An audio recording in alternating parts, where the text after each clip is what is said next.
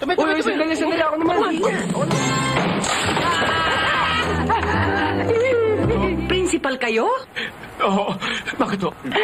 Akala ko kasi boksingero kayo. Hindi masama ito. Sir, kami muna. Sabi niya, hindi masama. Kami, sir. Estudyante lang kayo. Principal niyo ako. Tabi kayo, tabi. Ito hong anak niyo medyo nasasabi to sa gang sa eskwelahan. Na kung tawagin namin teacher's enemy number 1. Teacher's enemy number 1? Oo. Walang yaka. Nung nag-aaral ako, teacher's pet ako. Pagkatapos ikaw, teacher's enemy number 1, walang Principal, sorry. Nabigla lang ho ako. Pasensya na ho kayo. It's alright. Ano pa hong kawalang yan ang ginagawa nito sa eskwela? Yun nga ho, medyo nahuhuli ho itong anak niyo sa pangungopia sa examination. Nangongopya ka pa? Walang yaka. Principal, sorry It's ho. alright. Sorry ho. It's alright. Ito ang tatandaan mo. Mula ngayon, pagkagaling mo sa eskwela, tutuloy ka dito sa bahay. Mag-aaral ka ng leksyon. Walang barka-barkada. Dad, unfair naman yun. Yung bata ba kayo, hindi ba kayo nagbabarkada? Abat pilosopo ka.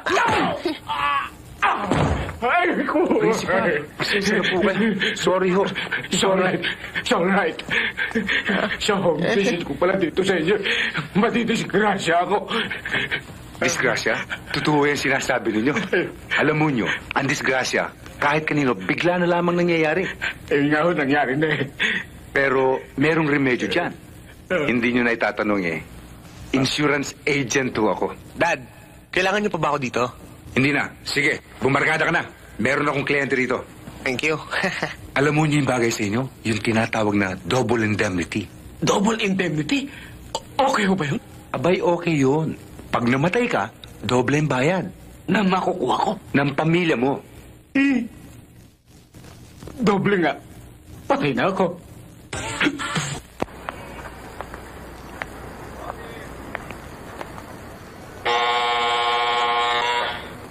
Good morning, good morning. Anong kailangan? Ako ang principal sa school na pinapasukan ni Andres Soriano Jr. Ikaw ba, boy, dito? Dahan-dahan ka na pagsasalita Sige, mo, ha? tawagin mo senyorito mo. Ang ibig ko sabihin na... Tawagin mo senyorito mo! Andres! Andres! Pa, bakit ho? Papa! Paano nangyari yun? Sir, marami ho nagtataka, pero madali ho ipaliwanag yun. Sapagkat sabi ni Mama, ipinaglihi ako sa delicious apple. Kaya maputi ako at makinis ang balat ko. Di ba? That's right. Kayo ho naman. Sa kayo pinaglihi. Kanya nga ng aking katawan. Sir, tuloy ho kayo. Sige na ho. Tuloy. Oh, sino yung dumating? Tama, principal ho namin. Magandang umaga ho. Magandang umaga ho naman. Mabuti ho napasyal kayo.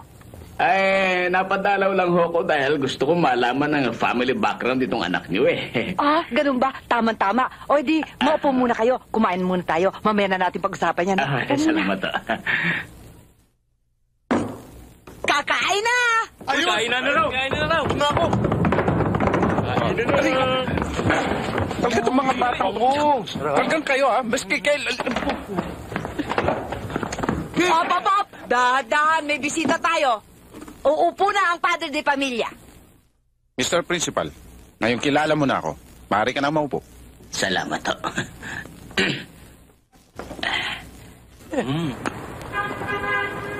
Magandang araw ho.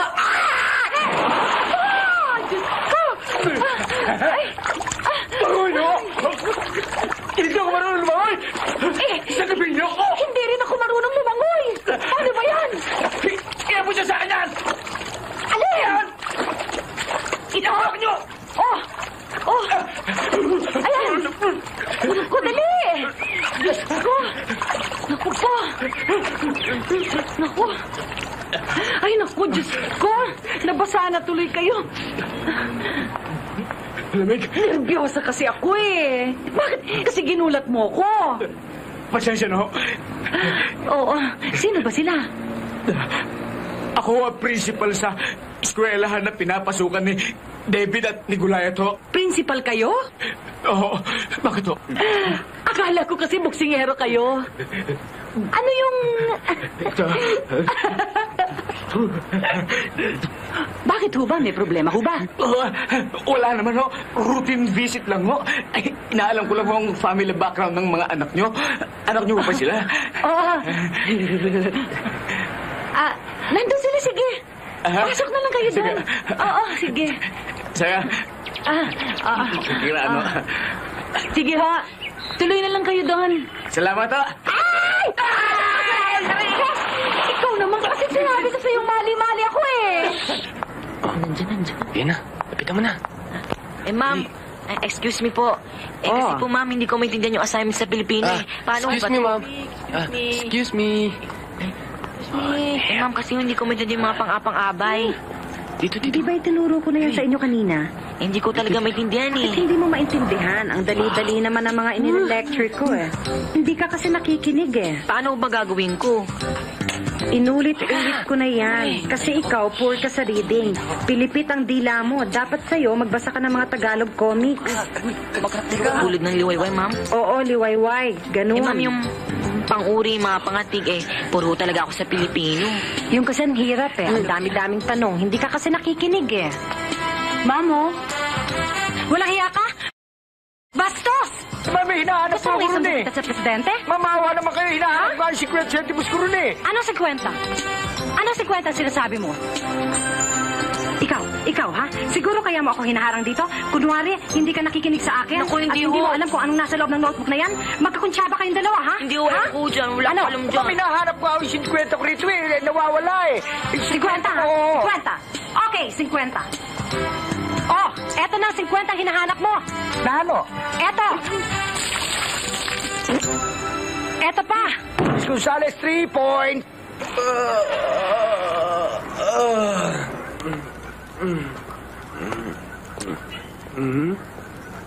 Ayun o. Ayun na nga. Telescope.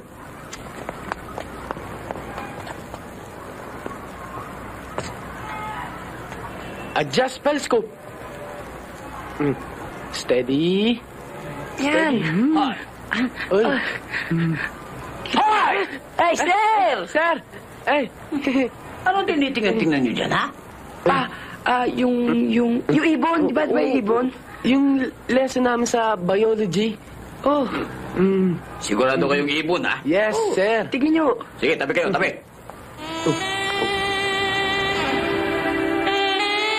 Hindi masama ito. Eh, sir, kami muna. Sabi niya, hindi Please, sir. Kami, Hoy, sir. mga estudyante lang kayo. Principal nyo ako. Tabi kayo, tabi, tabi. Wow.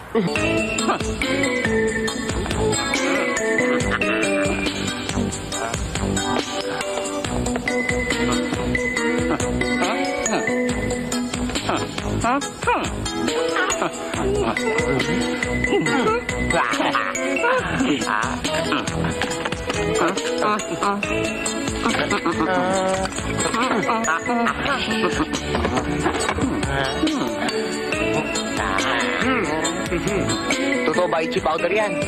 Tunay ba talaga yan? Oo. Gusto yung subukan? Nga. Totoo nga. Ang kate. Kate. Unang pare, ayos na? Ano pa gagawin natin? Hintayin na lang natin pagdating ni Miss Gonzales.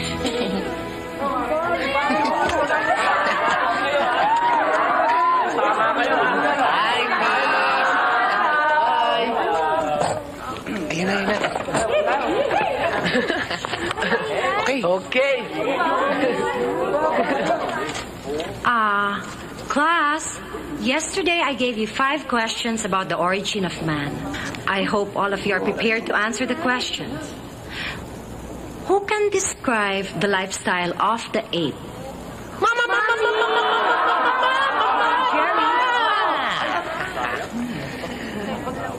An ape lives in a tree.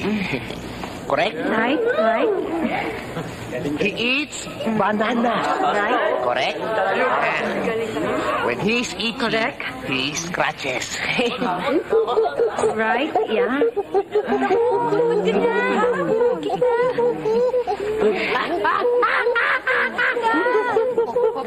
John, Gulaya, why are you behaving that way? Ma'am, Uy, tignan mo. Okay, class. Number 2 question. Ma'am. Okay, class, sige. Ma'am. What? Ma'am, kita. What? talaga? Sobra kayo? What's wrong? Ano? Buhay ito, tubig pinangat. Kita, ma'am, walang takip.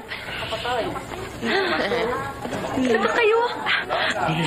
Excuse me, class.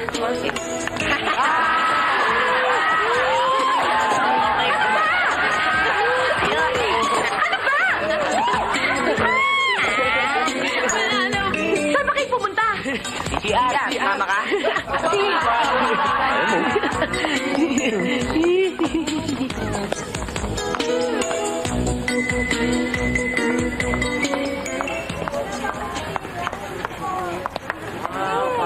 Miss Gonzales. Yes, sir. Ba't ka nag-kembot dyan? Hindi. Ano ba nangyayari sa'yo? Wala. parang ako Kailangan kitikiti. ko lang pumunta sa... Mr. Bagsi, anong binabaksuhan mo dyan? Wala ho, sir. Ay, ang buhay ito. Para tayong mga unggoy sa ginagawa natin Baka dito. malaglag pa tayo dito eh. Nandito pala si AJ eh. Si AJ nandyan. Pambihira naman talaga, oo. Huy! Ano ginagawa mo dito? Kanina pa? Ay! Dali. Dalawa na nakita ko. What do you think you're doing? Call of nature, sir. And you? Ganun din, sir. Call of nature. Uy, sandali ako naman.